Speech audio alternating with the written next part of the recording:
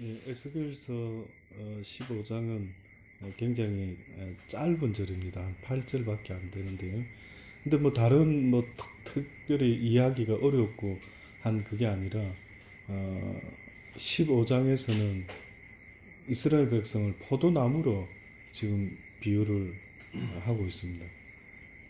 인자야, 포도나무가 모든 나무보다 나은 것이 무엇이랴. 산림 중에 여러 나무 가운데 있는 그 포도나무 가지가 나은 것이 무엇이냐.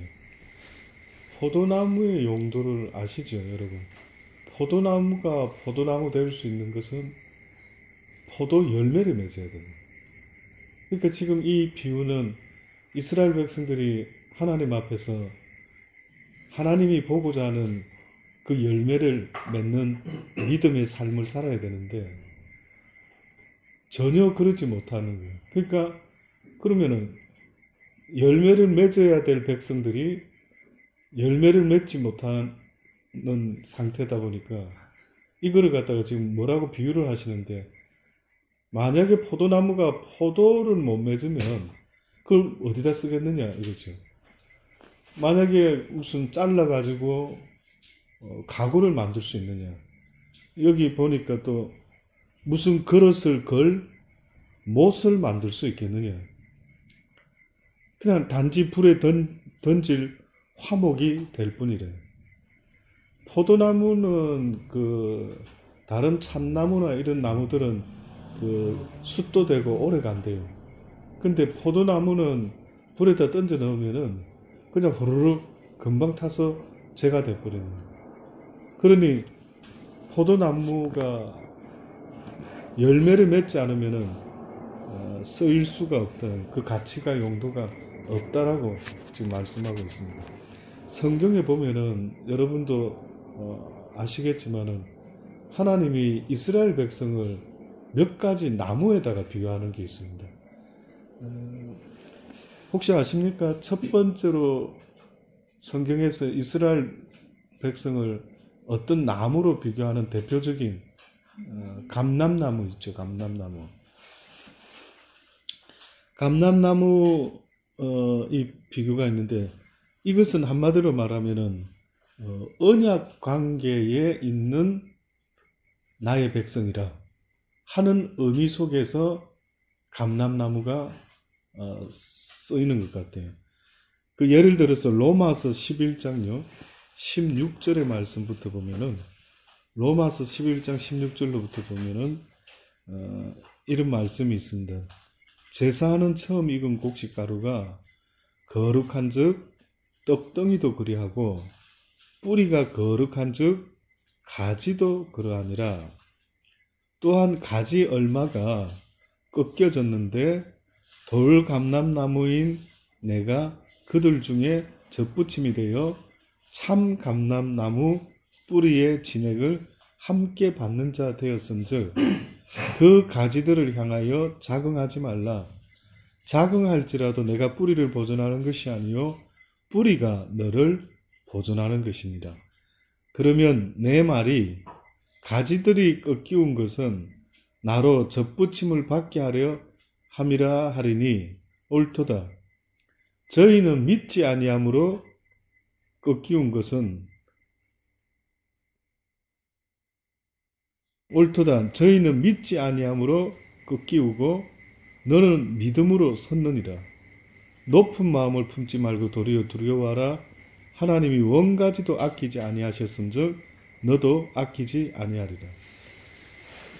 감람나무를 비유를 하시는데, 지금 여기 로마서 11장에는 어떤 상황 속에서 이 비유를 쓰고 계시는가 보니까 원 감람나무를 꺾었다 이거야. 하나님이 꺾어버렸대요. 근데 원 감람나무는 누구냐 하면은 이스라엘 백성이에요.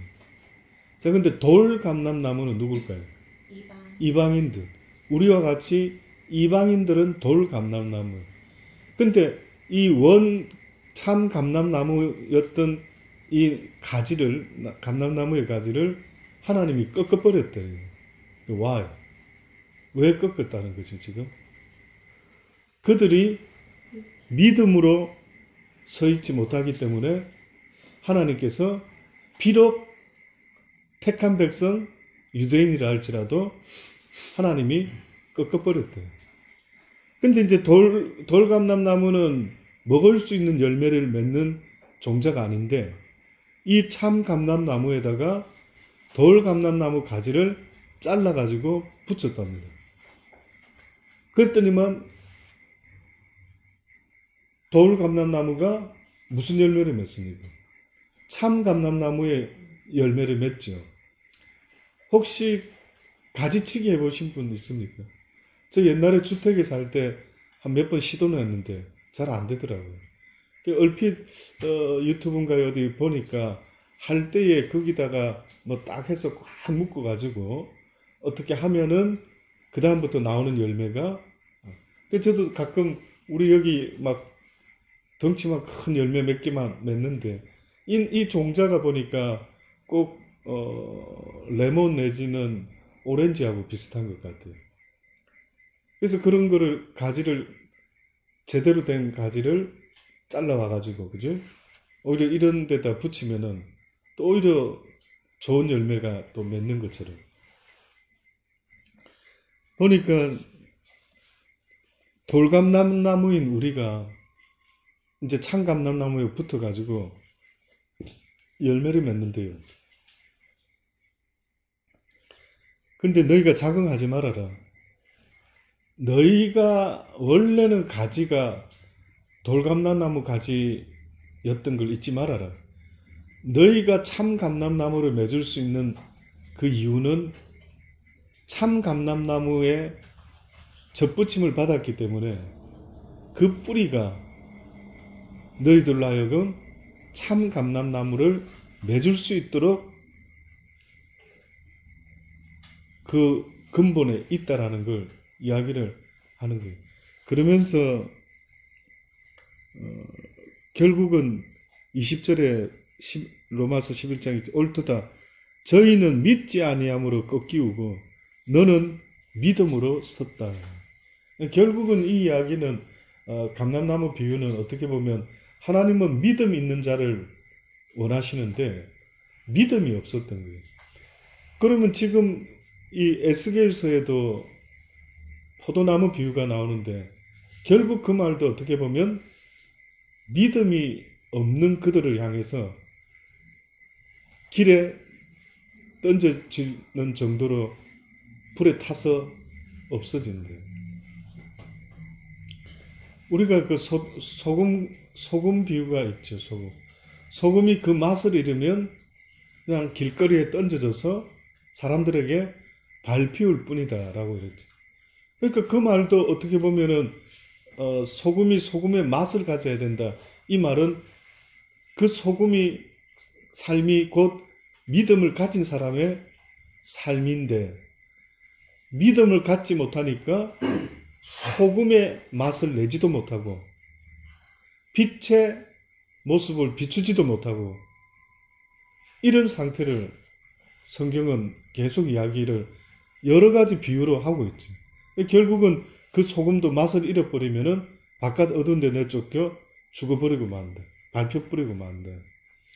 그러니까 우리 그리스도인들이 이 세상을 살아갈 때에 그리스도인의 아이덴티티. 그러니까 우리는 예수 믿는 그 순간부터 자연스럽게 시간이 지나면은 좋은 나무에서 열매를 맺는 것처럼 드디어 우리가 예수를 믿기 시작하고 예수님께 접붙임을 당해서 살아간다 할 때는 그 믿음의 열매를 맺을 수가 있어야 된대. 그 믿음의 열매라는 것은 어떻게 보면 어두운 세상 가운데 사람들이 봤을 때 우리하고 뭐가 좀 다른데 이게 비춰져야 되는 거예요.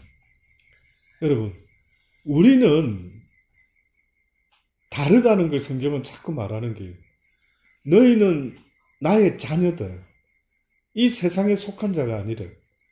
그러니까 너희의 삶의 모습을 통해서 하나님께 예수 믿지 않는 사람도 영광 돌릴 수 있도록 해라.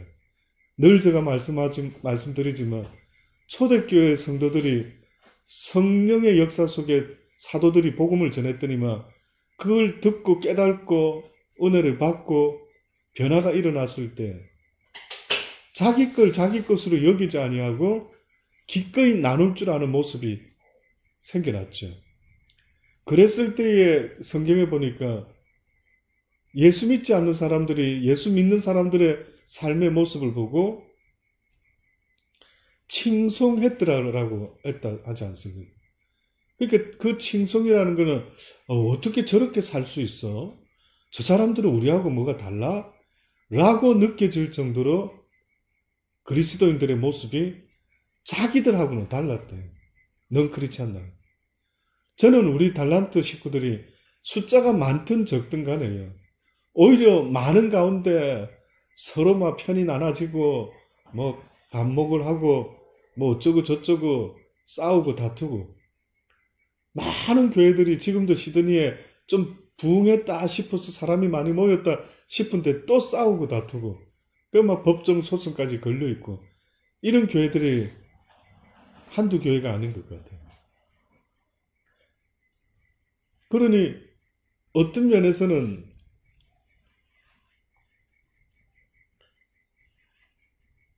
하나님 말씀처럼 이런 빛과 소금의 모습을 또 뭔가 그들하고 다른 모습을 배웠으면은 그렇게 실천을 해야 되는데 교회가 한번 다툼이 일어나면은 세상 사람 싸우는 거하고 별반 다르지 않다는 거예요. 우리는 오히려 손해보고 간둬야 되는 하나님의 손에 맡겨드려야 돼요.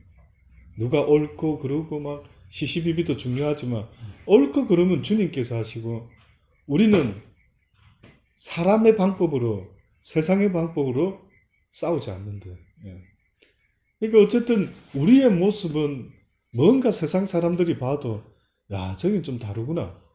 저는 우리 달란트 교회가 어떻게 저렇게 서로 화목하고 어떻게 저렇게 친자매 친형제같이 저렇게 챙겨주고 할 수가 있을까?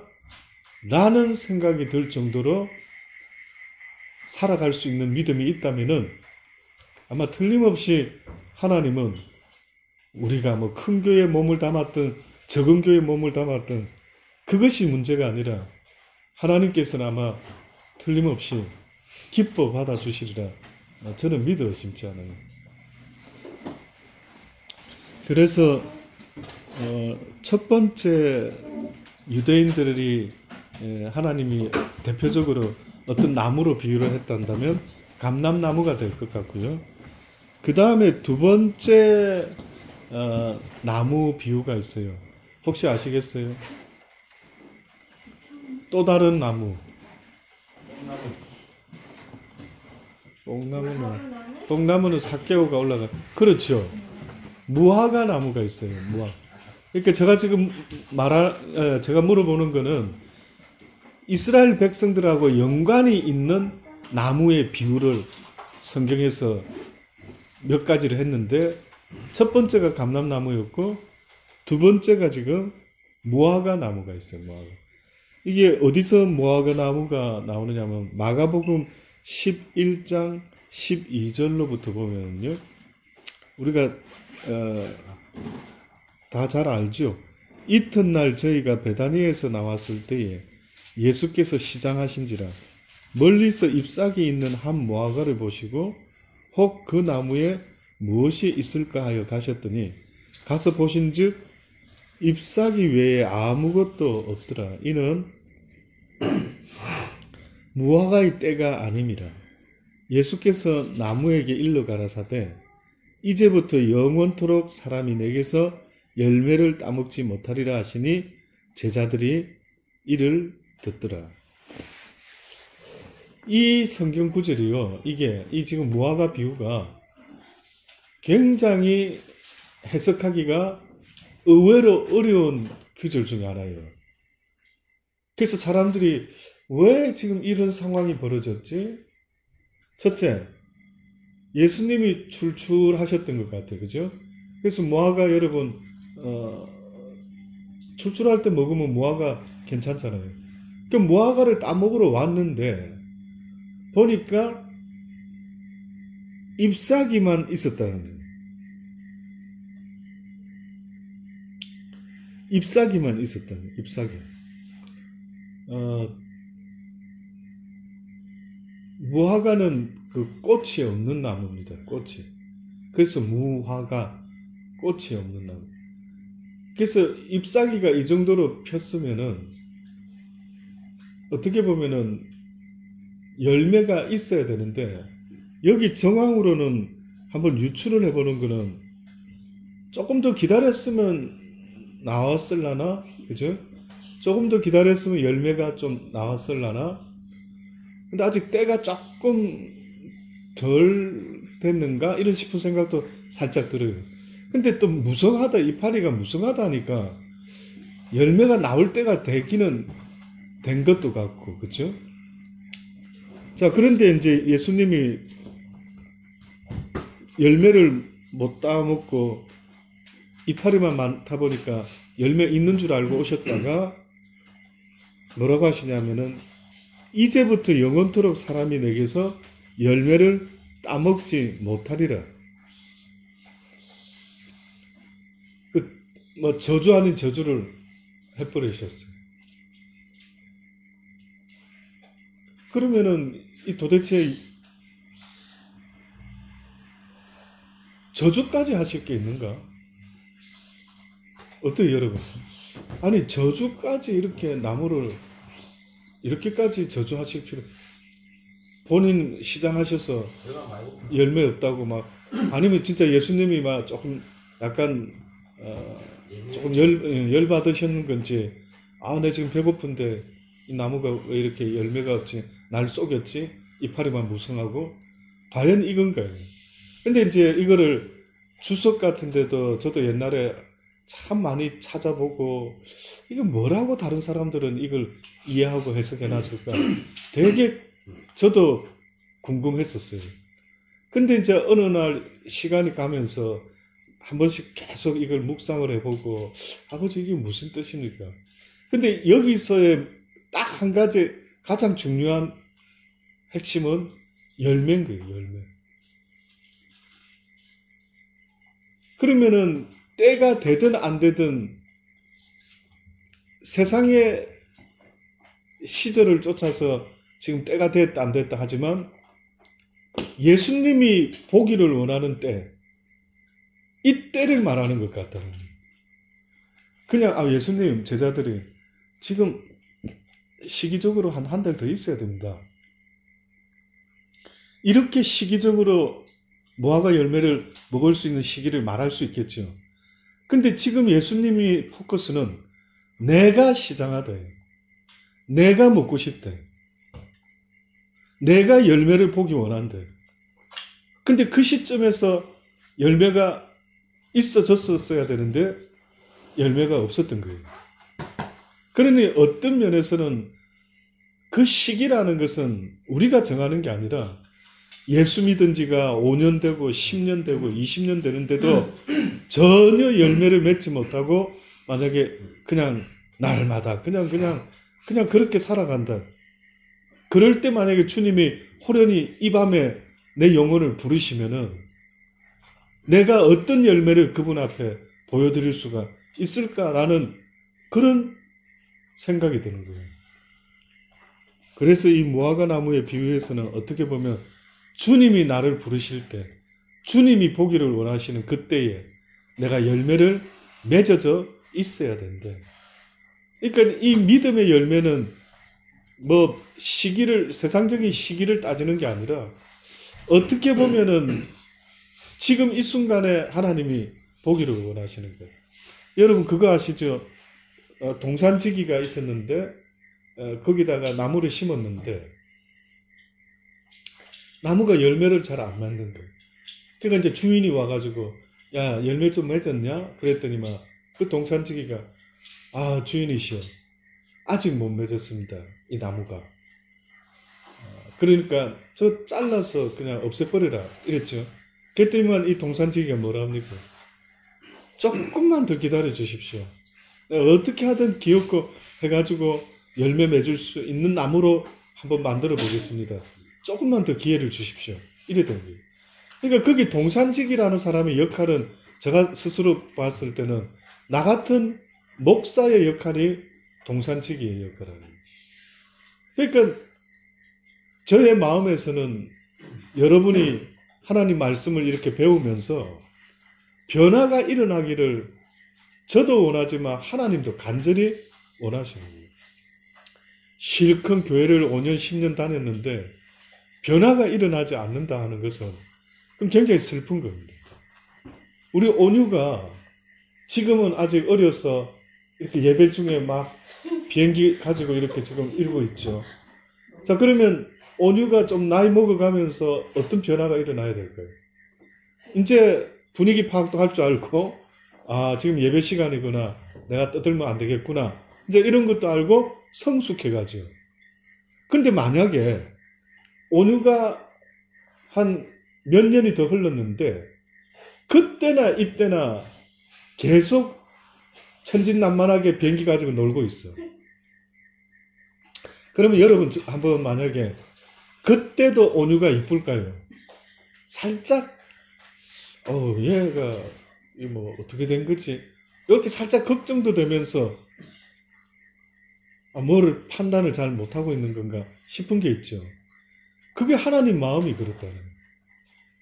우리가 자라면서 그 인격과 인품이 주님을 닮아가고 빛과 소금의 모습 이렇게 드러나는 열매가 있어야 되는데 이 열매가 도대체가 성숙된 열매가 나오지 않으면은 하나님은 찍어서 불에 던지겠다. 제가 이 살면서 이 부분도 저는 굉장히 많이 이해를 못했던 것 같아요. 그 열매가 가지에 붙어 있으면 예수님의 그 참 감람나무에 붙으면 저절로 열매를 맺는다라고 했는데 내 인격과 인품과 모든 것들이 변화가 잘 일어나지를 않는 거예요. 붙어 있다라고 할 때는 또 다른 표현을 할 수 있어요. 그 뭐냐면은 말씀을 날마다 먹는 것을 말합니다. 그러니까 하나님 말씀을 날마다 주야로 묵상하고 먹고 하면은 그것으로 인하여 일어나는 변화가 있다는 거예요. 여러분이 만약에 콜라를 좋아한다. 그 콜라를 내가 좋아해서 선택해서 먹었죠. 선택은 내가 했지만 내 몸에 들어왔을 때부터 무엇이 나타납니까? 콜라로 인한 증상이 일어나죠. 맞습니까? 만약에 치즈를 너무 좋아한다. 또 사랑이는 돼지고기를 좋아한다 하더라고요. 저보고. 목사님 저는 돼지고기를 좋아한다. 그래서 그래? 소고기 안 좋아하고 우리 사랑이는 돼지고기 좋아하는구나. 그래서 포크벨리 같은 거 그렇죠? 자, 그런데 사랑이가 선택했어요. 돼지고기. 그렇죠? 치킨도 아니고 비프도 아니고 돼지고기 주로 먹는 거. 자, 근데 돼지고기를 주로 먹었는데 내가 선택은 했지만 그 고기가 내 몸에서 어떤 반응을 일으키는 거는 지켜봐야 되는 거예요.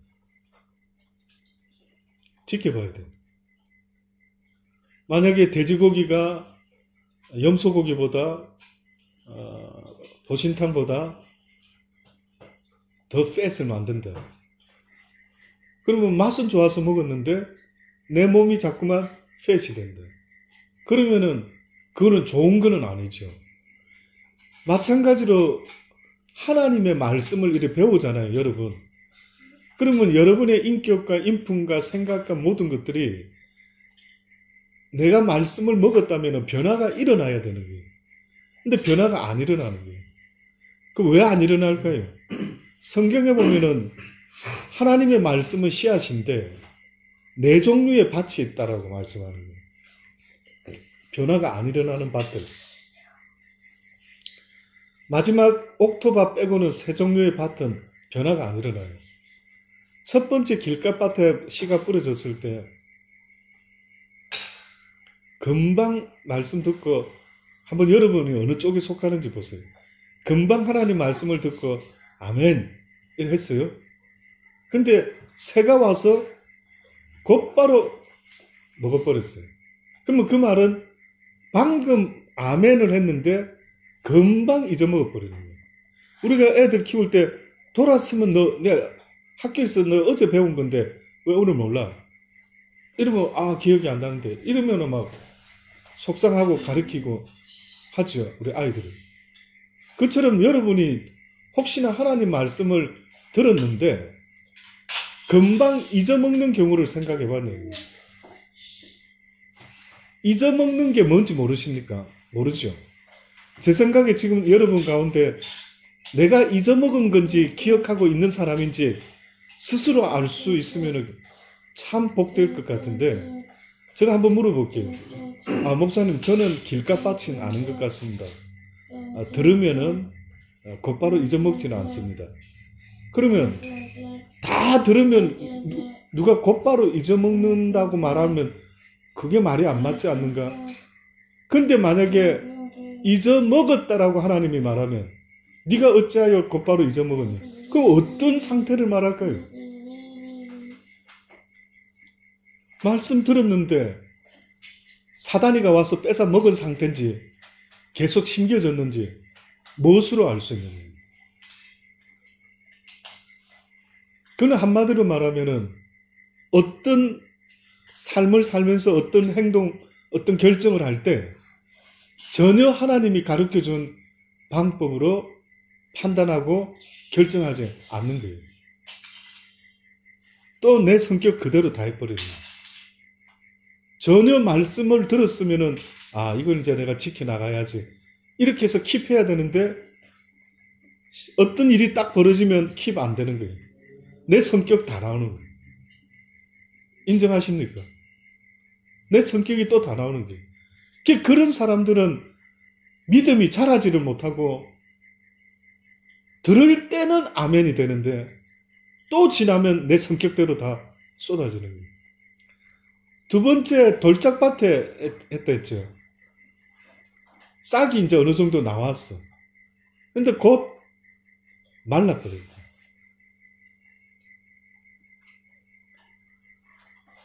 세 번째 또 똑같이요. 가시등불에 있었는데 세상의 염려와 재리 때문에 결실이 또 막혀버렸대요. 근데 마지막은 옥토는 30배, 60배, 100배의 열매를 맺게 되었다. 그러면 그 옥토는 무슨 밭입니까? 뭐가 다르죠? 뭐가 다를 것 같습니까? 길가밭은 기경이 안 된 땅바닥, 사람들이 밟고 다녀가지고 돌짝밭은 흙이 아니라 돌멩이라 잠깐 자라다 그냥 뿌리를 내리지 못하고 타서 죽어버리고, 가시등불 속에서는 제대로 흙이니까 자라긴 했는데 위에 가시등불 기운이 있으니까 가시가 있으니까 막혀버렸대요. 그러면 옥토는 뭐라는 거예요? 옥토라는 것은 기경된 밭을 말하더라고요. 기경된. 그러면 내 심령에 하나님의 말씀을 들을 때 기경된 밭에 이 씨앗이 뿌려지면 이게 열매를 맺어가는 거예요. 근데 이 기경이 되어 있는 이 심령이 어떤 심령인가 보니까 회개하는 심령이더라고요. 회개하는 심령. 하나님을 모를 때 살아왔던 내 모든 것에 잘못된 것을 인정하고 내가 왜 그렇게 살아왔던 거, 이런 심령을 가진 그 사람에게서는 하나님의 말씀이 심겨지는 거예요. 시작하는 거예요. 내가 왜 이렇게 살아왔지? 지금도 제가 한번 여쭤볼게요.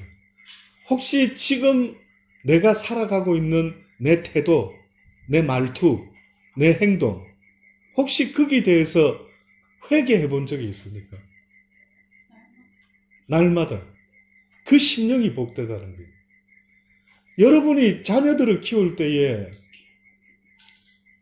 뭐를 가르쳐 주면은 엄마 잘못했어요, 아빠 잘못했어요, 다시는 다음부터 그러지 않겠습니다. 만약에 시온이가 다 잘하는데 예를 들어 뭐 한 가지 잘 못하는 게 있다. 뭐 못하지요, 시온이는? 뭐 거의 100점짜리 아들인가요? 그래, 다 잘하는데 혹시나 시온이가 뭐 성경을 좀 더 읽었으면 좋겠는데 너무 짧게 읽는다. 엄마가 야 시온아 성경을 좀 더 많이 읽었으면 좋겠다. 이렇게 이야기를 했어요. 그 이야기를 해주면은 시온이가 듣고 예 알겠습니다 엄마 이렇게 되는 게 기본이죠. 근데 만약에 권면하고 엄마가 우리 아들 100점 되라고 또 안 되는 부분 지적해주고 하는데 하지를 않는 거예요. 그러면 이거 어떻게 해야 됩니까? 그래서 잘못을 뉘우치고 다시는 그러지 않겠습니다 라고 고백할 때 그 아이가 자라가는 거, 성숙하는 거죠. 안 그렇습니까? 근데 내가 하나님 말씀을 자꾸 듣는데도 5년이 지나고 10년이 지나고 20년이 지나는데도 목사님 이상하게 저는 변화가 잘 안 일어나는 것 같습니다. 할 때에 그 근본적인 원인이 뭔가라고 성경은 말씀하는 게 그게 바로 회개예요. 회개. 회개하지 않는 심령에는 하나님의 말씀이 들어오기가 심히 어렵다. 그래서 첫 번째로 세례 요한도 예수님도 외쳤던 말씀이 뜻밖에도 밑도 끝도 없이 뭐라고 외쳤습니까? 회개하라. 회개하라.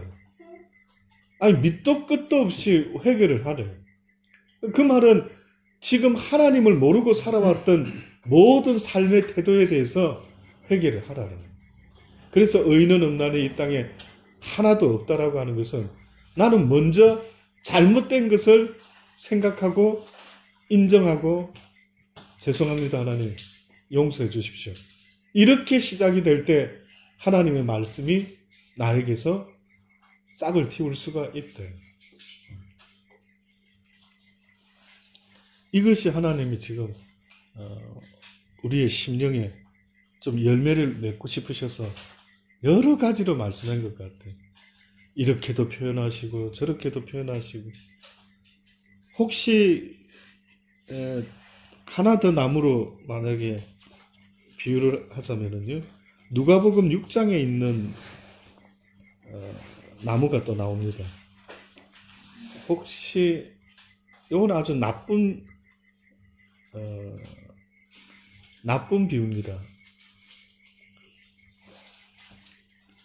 찔레나무가 나옵니다. 찔레나무. 누가복음 6장 43절부터 읽어보면은요. 못된 열매 맺는 좋은 나무가 없고 또 좋은 열매 맺는 못된 나무가 없느니라. 나무는 각각 그 열매로 아나니 가시나무에서 무화과를 또는 찔레에서 포도를 따지 못하느니라. 선한 사람은 마음에 쌓은 선에서 선을 내고 악한 자는 그 쌓은 악에서 악을 내나니 이는 마음에 가득한 것을 입으로 말합니다. 자, 여기서는 또 어떻게 지금 말하냐면 열매 이야기를 하는데 그 입에서 나오는 것이 뭔지를 보라는 거예요. 그게 어떤 열매인지를 보라고 지금 말씀하고 있어요. 그러니 내 속에 심령의 사랑과 온유와 화평과 선함과 양성과 이런 열매가 맺어져 있으면은 내 입에서 나오는 말이 선할 수밖에 없다라고 그렇게 이야기를 해요. 이것은 죽을 때까지 몸부림을 쳐야 됩니다. 죽을 때까지 하나님의 말씀을 내 스스로 체크해 보면서 내 입에서 어떤 말들이 나오는지를 돌아볼 필요가 있어요. 저도 언젠가부터 우리 아이들에게나 사모에게나 말을 할 때 할 수만 있다면은 100% 정말 우러나서 되면은 가장 좋은데 그러나 절제함으로 나를 쳐서 복종시킴으로 할 수만 있다면 온유한 말, 할 수만 있다면 부드러운 말, 할 수만 있다면 부정적인 말이 아닌 긍정적인 말.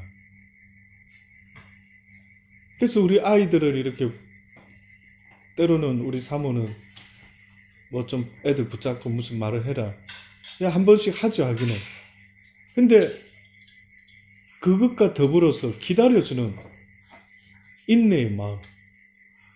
하나님은 그 아이들도 걱정하지만 나를 걱정하시는 마음이 있으신 것 같아요. 네가 그럼에도 불구하고 무엇으로 네 자녀를 대하느냐? 사랑이 아니면 사람을 변화시킬 수가 없더라고요. 우리 아이들이 언젠가 변화가 일어날는지 모르겠어요.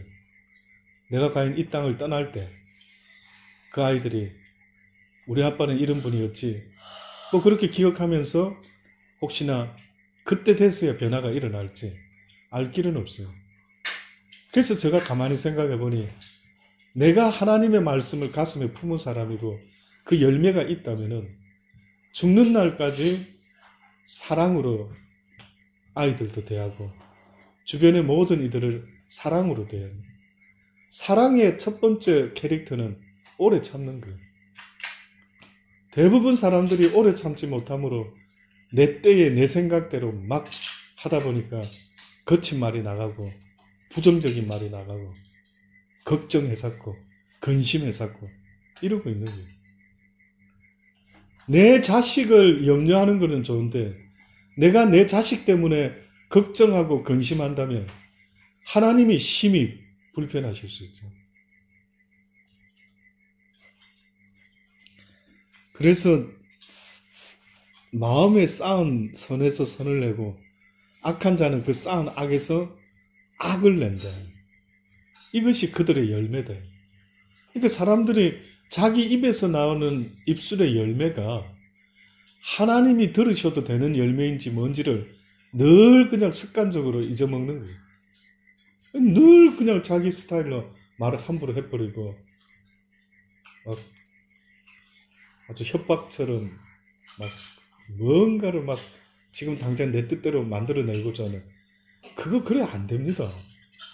여러분도 안 되면서 내 자식은 될 걸로 그래 생각하십니까? 안 돼. 저는 우리 시대에, 이 시대에 많은 젊은이들이 요즘 뉴스에도 그런 이런저런 안타까운 이야기, 한참 좋은 나이 29, 30 이런 애들이 그런 모습들을 보면은 방법이 없더라고요. 하나님, 누가 구원받을 수 있습니까? 누가 하나님 보시기에 합당할 수 있습니까? 하나님이 하셔야 된다. 우리 모두를 긍휼히 여겨주십시오. 우리 모두를 불쌍히 여겨주십시오. 하나님이 하십니다. 절로 그 기도가 나올 수밖에 없더라고요. 그전에는요, 막 나도 지적하고 돌 던지고 막 이런 게 좀 있었지만 어느 순간에 보니까 그 아이들이 이 시대의 그 젊은이로 살아갈 때에 얼마나 많은 유혹들이 있는가, 얼마나 많은 템테이션이 있는가라는 걸 생각해 볼 때 나도 저 시대에 태어났으면 저런 행위들이 그냥 상식처럼 뭐 당연한 것처럼 뭐 이러고 또 살아가지는 않을는지 장담할 수가 없더라고요. 그래서 하나님 우리를 불쌍히 여겨주십시오 라는 기도가 사실은 절로 됩니다. 그래서 요즘 저는 저를 포함해서 우리 모두 우리 달란트 교회 식구들 하나님 늘 긍휼히 여겨주십시오. 이걸 거의 기도 제목으로 삼고 기도를 하고, 이제 마지막 끝으로요, 포도나무, 우리 에스겔서 지금 15장에 포도나무 비유가 지금 나오죠. 성경의 포도나무가 비유로 요한복음 15장에 있습니다. 예수님이 포도나무 비유를 요한복음 15장, 그 다음에 에스겔 15장, 희한하게 15장 같은 15장인데 그 내용은 보면은 상당히 이 15장의 말씀이 좀 연관이 있는 듯해요. 내가 참 포도나무요 내 아버지는 그 농부라, 무릇 내게 있어 과실을 맺지 아니하는 가지는 아버지께서 이를 제해버리시고 무릇 과실을 맺는 가지는 더 과실을 맺게 하려 이를 깨끗게 하시느니라. 에스겔 15장은 과실을 맺지 못했지. 너희는 내가 일러준 말로 이미 깨끗하였으니 내 안에 거하라. 나도 너희 안에 거하리라. 그러니까 이 말은 과실을 맺는다 안 맺는다라고 하는 말은 하나님의 말씀에 따라서 어떻게 받아들이느냐에 따라서 달라지는 것 같아요. 내가 일러준 말로 이미 깨끗하였으니 내 안에 거하라. 나도 너희 안에 거하리라. 가지가 포도나무예요. 여기 또 사실은 이 말씀들은요, 여러 주석가들이 여러 표현을 쓰고 있지만은 제가 개인적으로 깨닫는 것은 이제 일러준 하나님의 말씀으로 회개하고 깨끗하게 됐는데 그 다음에 내 안에 거하라 이런 이야기를 지금 방금 했죠. 그 내 안에 거하라는 것은 이제 배운 말씀대로 어떻게 해요? 순종하는 삶을 시작하라 라고 하는 것 같아요. 나도 너희 안에 거하리라. 가지가 포도나무에 붙어있지 아니하면 절로 과실을 맺을 수 없음같이 너희도 내 안에 있지 아니하면 그러하라. 어떻게 보면은 주님 안에 있다라는 말은 머리로 아는 사람을 말하는 게 아니고 이것을 믿고 순종하는 사람을 내 안에라는 거예요. 내 안에.